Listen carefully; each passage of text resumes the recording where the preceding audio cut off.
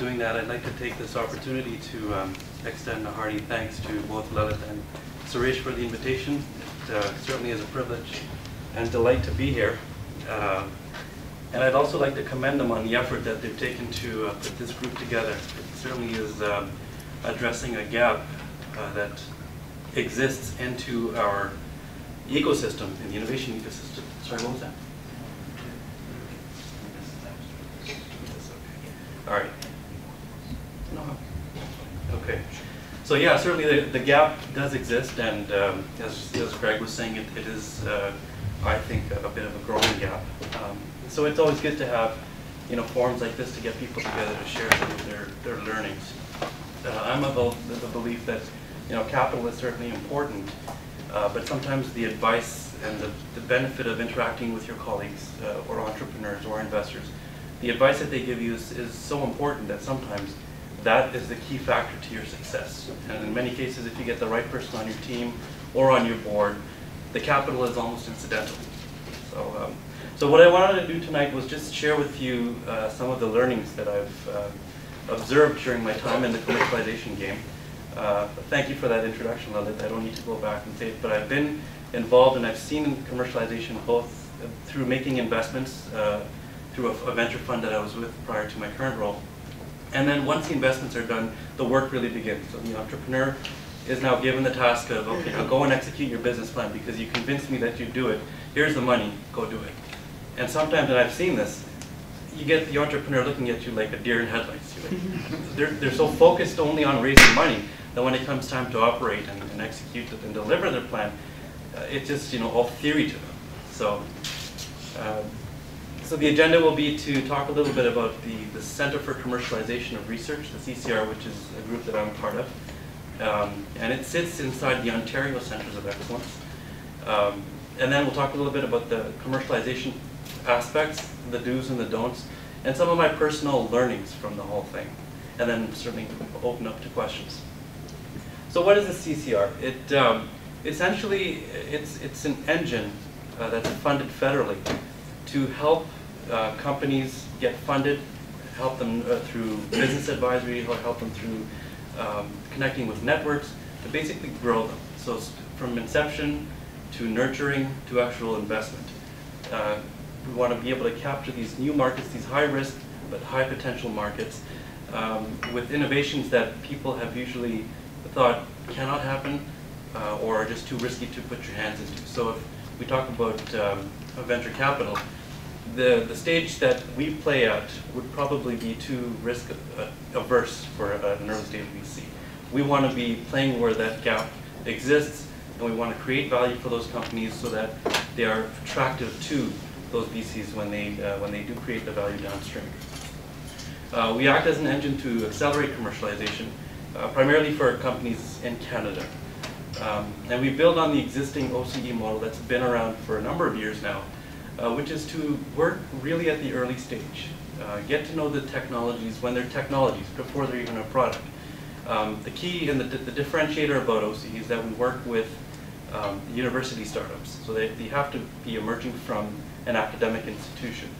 And then we get ourselves involved with them and try to take a technology that exists in a laboratory somewhere, identify a market for it, a need for it, a gap for it, and take that technology to a product. And there's a technology aspect to it, but there's also a marketing aspect to it. So we have to develop a business plan. We have to understand what it takes to execute that business plan and put it together so that when funding comes through, you've got a business plan that you can actually look at as a roadmap from a technology development standpoint. So we're looking to leverage through OCE all of the networks that we've developed over the years. And at OCE, I personally believe that in addition to all of the advisory services and the funding that we provide, the true asset is the networks. So if you strip away everything else, when you leave OCE, you should have a very strong network of people, be it partners, strategic investors, be it industry, top C-level executives, but networks that you can leave with that will help you take your technology to that next stage. So what we want to do is learn from our mistakes and adapt best practices. So at the end of the day, this is a living art. It's not static. Like everything in life, you want to make sure that you're continually evolving to changes. and different business practices that exist throughout the world, and what we want to do is adopt those so that we can incorporate and help these Canadian companies. So at OCE, our mandate is to promote economic prosperity through market-driven research, commercialization of technology, and training of high-quality personnel. And again, it comes back to managing those networks. What we want to do ideally is leverage the funding that's gone in at the grant level. So if you look at the continuum, you look at an idea or technologies or even concepts that are in the lab, you get government funding for them in the millions sometimes. And then that continuum, as you move further downstream, the actual part that gets commercialized, the funding that exists for that is nothing. It's next to nothing when you compare it relatively. So you've got funding like this, and then as you move further along, the gap just completely narrows towards the funding that's available. So what we try to do is open that up so that the grant funding that goes in can have a chance to succeed when a technology is available or demonstrable. So clearly, commercialization begins at the idea stage, and Greg has talked very nicely about that. And so here's some of my do's and don'ts. So when you start off with your company or your idea, do your market homework. Don't just go out there and build something in a vacuum. It's ideally, more better if you can actually find a problem in the marketplace and try to fill that gap or that problem with the technology. What I've seen happen many times is it's the other way around. So you develop this technology and you try to find a home for it in the market. And more often than not, you won't find a home for that market. And sometimes it's been my personal experience where you've seen a technology tried in a medical application and then in some other industry application. And I mean, at the end of the day, if your investor knows, or if the word on the street is that you know who these technologies are, when they come back to you, oh, it wasn't this technology, or it wasn't this application, let's try this application. Or it's not this application, let's try another one. I mean, you get investor fatigue after a while, and nobody will really look at you seriously. So when you go out there, make sure you really understand the market that you're going after. It could be a very niche market, it could be a very specific vertical, but make sure that your technology is going to tackle that vertical. And if the potential exists for it to expand, that's even better. So that way, and I'll talk about it later, but you want to have a platform technology. When you start to commercialize, don't just think in your minds that when you build it, your customers will come to you. In fact, again, the opposite is true. Even if you built something solid, like the BlackBerry, for example, or the iPhone, or whatever technology that's revolutionary, there had to have been, I use my own example, where there was a massive adoption challenges, right? Initially, there is that resistance, there's that skepticism, and it's like herding. When you see, like how bulls herd each other, once you start to see a little bit of adoption happening, it'll happen. But you need that one bull to really start that process. And to get that one bull is a challenge in many cases. So when you think about your technology, think about what your technology will become as a product. Because technology is not product. Product is what we give you as a consumer in your hands, or something that somebody will use. Technology is what makes that product run. So what is the technology, and how can you build it so that it has a factor and a function that can be used by somebody? So for that, you'll need a product roadmap. You think about what do you need to do to demonstrate the core functionality at the early stages when it's perhaps sitting on a lab bench somewhere. What do you have to do for functionality to put it into somebody's hand that shows its functionality, but that at a stage that somebody will look at it seriously and use it? So it's useless to me to see a tabletop version of something and try to use it, because it's just something I wouldn't do. What you want to do is leverage your funds or your resources to take it to the next stage where you can put it in somebody's hands. Ideally, and I'll talk about this again later, is you want to engage those users. Those users could be a trialing customer or a validation person within the field who can say, yes, this is something that they'll use, but in order for it to be actually useful, you've got to add this to your technology. So that's customization and productization. And obviously, you want to make sure you've got a marketing plan. So that comes a bit later stage. Once you've got your product roadmap set and go and ready to move, what you want to do next is think about how you're going to sell it. So what's your sales strategy? Is it going to be direct? Are you going to be the person who's going to go and sell this to a large base of customers or distributors? Are you going to use existing partnerships? Do you want to get into somebody with may have an existing customer base, like TELUS, for example, if you've got an app, or if you've got a mobile phone feature that you can tap on. Do you want to go do that yourself? Or see if you can develop a partnership with an example, TELUS, who has an existing customer base, who can probably get you faster to your customer. Obviously, that's going to cost you, but does that outweigh the benefit of you trying to go out and doing it yourself? And obviously, your business plan. It's never a static document. It's something that's going to evolve and change on a day-to-day basis sometimes. I've seen business plans when I first looked at a company and through my past role invested in it. That business plan, 3 years ago, is completely different than it is today, as is some of the skill sets that are required at that time. 3 years ago, it was about technology development, about your product roadmap. 3 years forward, it's about sales plan, marketing plan, execution strategy, your board. So things that bring it to life. Certainly, you don't want to underestimate the length of your sales cycle. Again, coming back to that hockey stick, I've seen almost every business plan have that hockey stick go up. And if I look back and I think how many actually delivered on that, it would be, I could count them on probably one finger. So reality is, like when I look at that business plan and I see that hockey stick and I see horrendous numbers, the first thing I do is I challenge the assumptions of that financial model. And you need to do that when you're building your financial model. Think about all of the factors that will go into securing your sale. Now, what needs to happen for getting one sale to 2? If you say a customer is going from 10 to 100, that's a 10-fold function. What did you do to get 10 times more customers? Did you put more money into it? Did you bring more people to the team? What did you do? Because if you can't articulate that, you're going to be challenged, and you'll lose credibility in the face of the investor. So once you've got your idea, it's always easier, as Greg was saying, to get somebody on board who's got the gray hair. I'm getting my gray hair, don't have it yet. But get somebody who has that and who's been burnt before, who's cut their teeth, who can provide you with the input, the guidance, the mentorship, and steer you away from or towards things that you should or should not be doing. So certainly, and you want to do that early on. Like if you look at Steve Jobs, who's been mentioned, I remember reading about him when I was in Boston. His job was to sell. So Steve Wozniak built, Steve Jobs sold. They did that for a while, but they weren't scaling until they got an angel investor who was fairly more mature than them, who had a lot of gray hair, but actually served as an advisor to them. So it was the 3 of them. And that's what took to get from the company where it was plateauing to that growth. So it's a very important, and there were students at MIT during that time.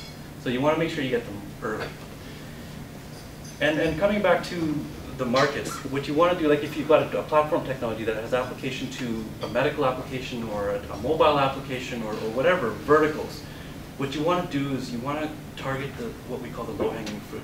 So what would be the way to get your technology into the hands of a customer that would pay you with the least amount of resources?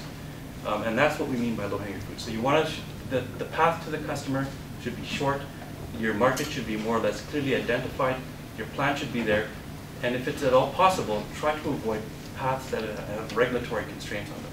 So sure, you may have an application of your technology that has medical uses for it, but if you can find a way that could circumvent the medical and just demonstrate your technology in an industry application that wouldn't require regulatory approval, do that first. By doing that, you validated your technology, you validated the fact that somebody's going to pay for it, and you can use that as leverage when you move into the next vertical. It could require a completely different business plan, but you've, at least from a technology standpoint, you've de-risked it. Now it would be more the application of it or the execution into the new vertical. And as investors, there's always technology risk, there's always commercialization and execution risk, there's IP risk. The more boxes that we can tick off that would minimize or remove a risk, the more appealing that opportunity becomes for us. Again, so just underscoring what I was saying before, to focus more on platform technologies. What you don't want to be is what we call a one-trick pony. And certainly one-trick ponies have been successful, or a single product company. What you want to do is have a core technology which can be spun out and applied to different applications and different verticals.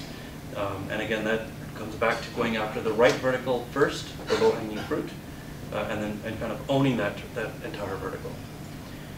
Certainly don't assume that your IP is one of a kind. My good colleague Arshia is going to talk about IP and its importance, so I won't go into too much detail on this. But certainly before you look for initial funding, again, to gain credibility in the eyes of your investor, what you want to do is demonstrate to them that you've done your homework. So what is a prior art that's out there? Who else has done what you're doing? And who is in the space that you want to get into? Are there barriers to entry? Can you even do what you want to do from a technology standpoint? Because if, you hear about litigations all the time, but there will be opportunities for startups to take a technology, develop it in a vacuum, and when it gets to the point of commercialization and they do a prior art search, it's encumbered. So, and that could be certainly a turnoff for investors. So you just want to make sure you do that early on. This is important, building a board of directors and an advisory board. So at the early stages, it's always good to have an advisory board because sometimes the board of directors per se may not want to come on for other liability issues. But the importance of having some type of board to give you guidance is crucial. I have naturally, because of my background, gravitate towards life science type opportunities and companies, devices or therapeutics. What I always try to do is encourage those companies at an early stage to have buy-in from a key opinion leader. So if there are people who are at the scientific level or at the industry level believe in your technology and they've done successfully in the past, sit on these C-level boards or have done some level of work that demonstrate that they are leaders in their field, bring them onto your board. Create an options pool and get them on there because they will be your evangelists in the world. What you want to do is have somebody who's an expert in an area say to the world that this is a technology that I believe in, and you build credibility through that. What you don't want to do at the same time is approach outside investors way too early. Because if you think about it, again, given the space that we play in, we see companies and emerging technologies that claim to be 100x multiple companies in 3 years. In fact, it was at a TIE function that I met this one gentleman who said he wouldn't be giving up his IP because he believes he could probably get revenues in 4 years that would be over $20 billion. And I have never seen that. So my question to him was, show me one example of a company that's actually done that. And again, you get the deer in the headlights. But when you hear things like that, you lose credibility. So what you want to do is you want to do your homework, you want to put your best foot forward, and when you come to swing that bat, you better make sure that puppy is ready to swing. Because you really only have one real shot to either kill your reputation or get to the point where, yes, I want to know more about it. You'll never get a yes initially. What you will get is, tell me more, I'm interested now. So what you want to do is just do enough that will get the interest of that investor. So this comes back to the point I was making about options. If you want, and the advisors, if you want to have a team of advisors and management that is truly the best, a challenge in early stage companies is that they're not funded adequately and appropriately. They definitely are not going to be funded to what market levels are. And so to compensate for that, what you want to do is create an options pool through your stock options plan and issue them equity so that there is an upside to whatever they're doing. You can obviously, there may be a cash contribution, but you want to make sure that they have skin in the game that way. Don't leave these people for your competition. So do something to retain them. So that was my list there, but I did have a couple more that I just thought about as Greg was talking. So I'll just take a minute and go through those as well. What you don't want to do when you're doing technology development is focus on features. So you've got core technology, which adequately demonstrates what you're doing. You may look like a tabletop, but it does the job. What you want to do is take that core functionality and get it into a form factor we'll call it, that can be shown to a potential user. If you start to spend too much time on that tabletop and put all the bells and the whistles on it, by the time you get to the actual form factor you want, those bells and whistles may not even work. They may not even be wanted by the user or the customer. So what you want to do is go the other way. Demonstrate core, give it to your customers or give it to your end user. Let them tell you what the features they want on it, and then build it into that. So start always from the most basic, and how quickly can you get it to the hands of your potential users or customers. Again, choose the quickest path to market. Avoid the regulatory route if you can. If you can't, then you have to. And importantly, and this is the last one on the do's, is as an investor, never let your relationship with the investor go sour.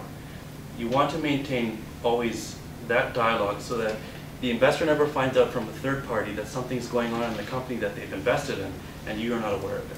So you got to tell them both the good and the bad. And it's been my experience that everybody's smiling and chuckling and toasting when times are good, but when things go south, certainly it's going to be a bit of a tough pill to swallow or a shot to the gut. But if you just do that much and maintain that relationship with the investor, you won't be burning any bridges. And it's all about credibility. I'll leave you with my final thought, which is in real estate, they say it's always about location, location, location. In our business, it's all about people, people, and people. That's my presentation.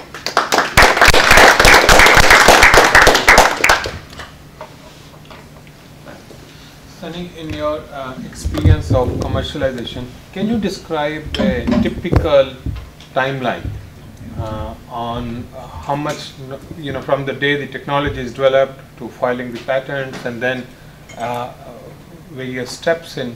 Can you describe in terms of months or years? Or? Right, sure.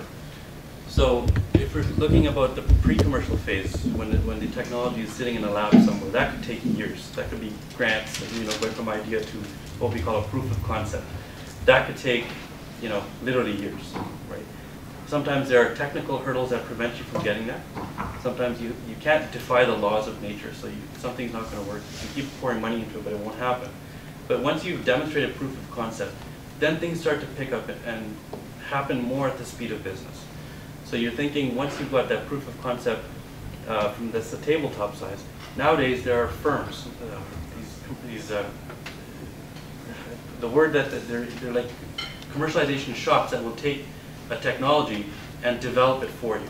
So they're contract manufacturers, if you want to think of them that way. And many of them are also certified. They can probably leverage the expertise that they have from an engineering development standpoint and turn around a product for you on the order of months. If you were to do that yourself, it would probably take you on the order of years. So there are resources that are in place in the ecosystem that can help you get from one stage to the next. So if that's going from tabletop to a hand, form factor that you can hold in your hand, that's going from years to months. Once you get from the form factor, then you have to give it into your hands of your customers. That process can take time because that's customization at that point.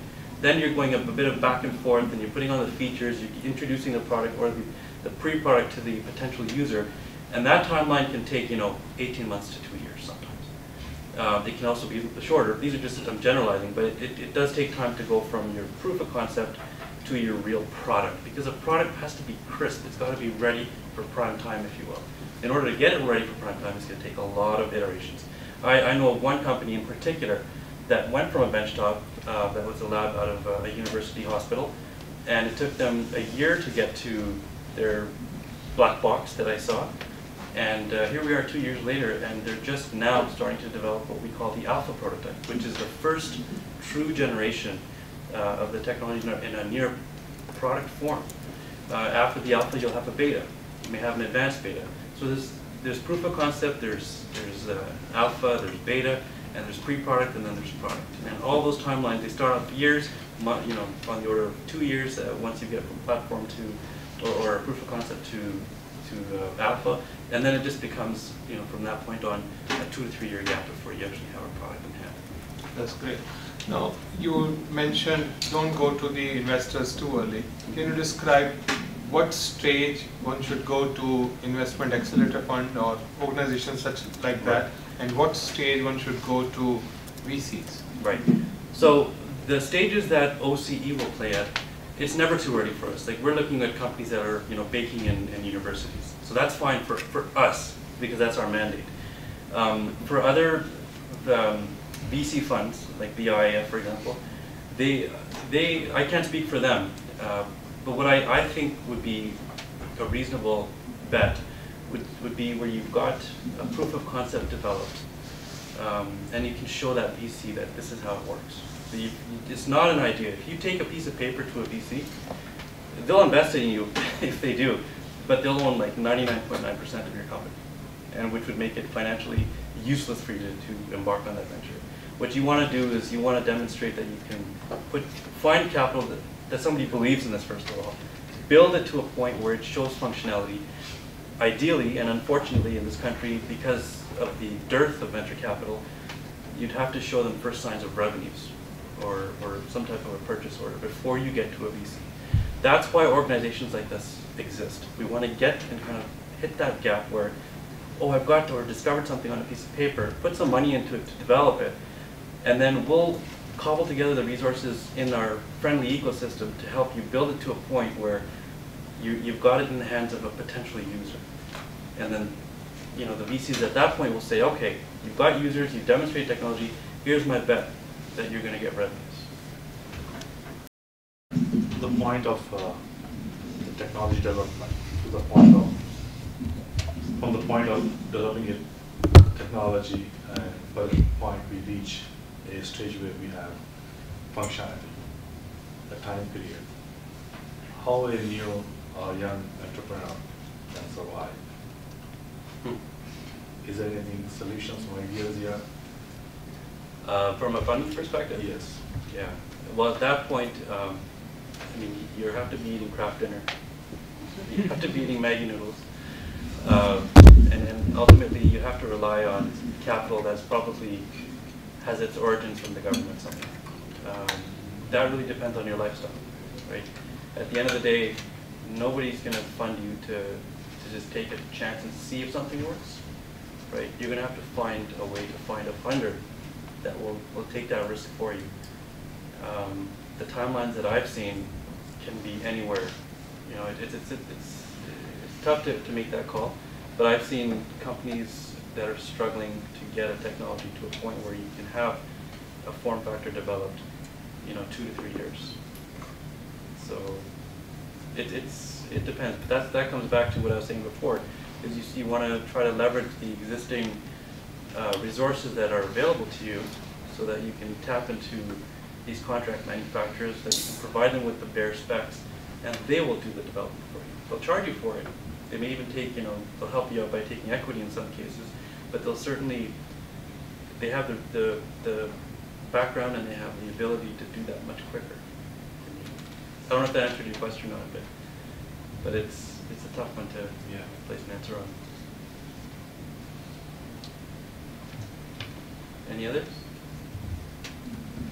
So I believe it is a catch-22 game in the sense that unless you have a team, you cannot put a prototype together, and unless the team has worked together in the past, you don't know how they're going to perform, what the dynamics of the team would be like.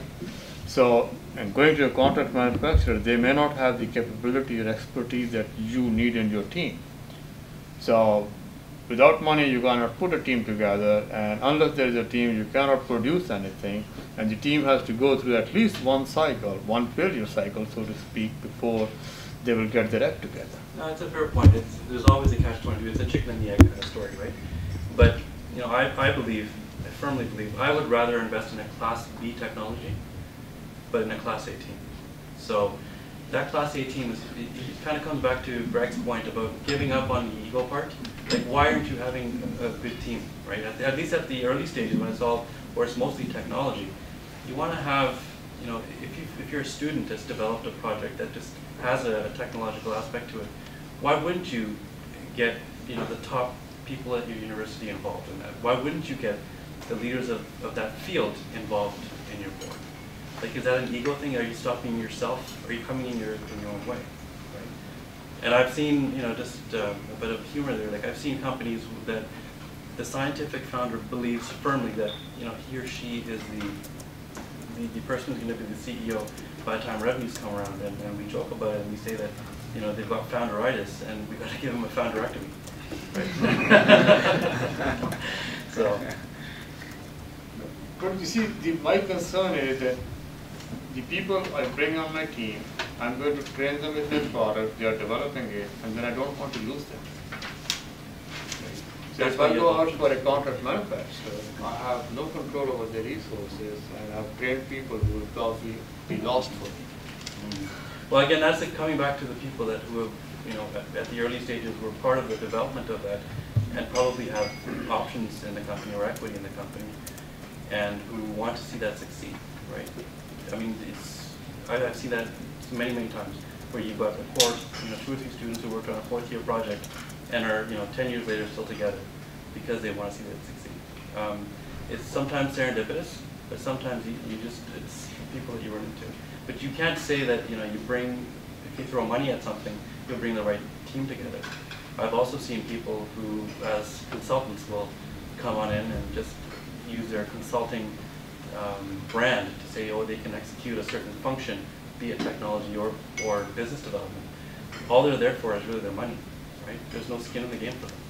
So I think the true value will be realized when you actually have somebody who believes in it, who's willing to maybe not take the big bucks, but is willing to take equity.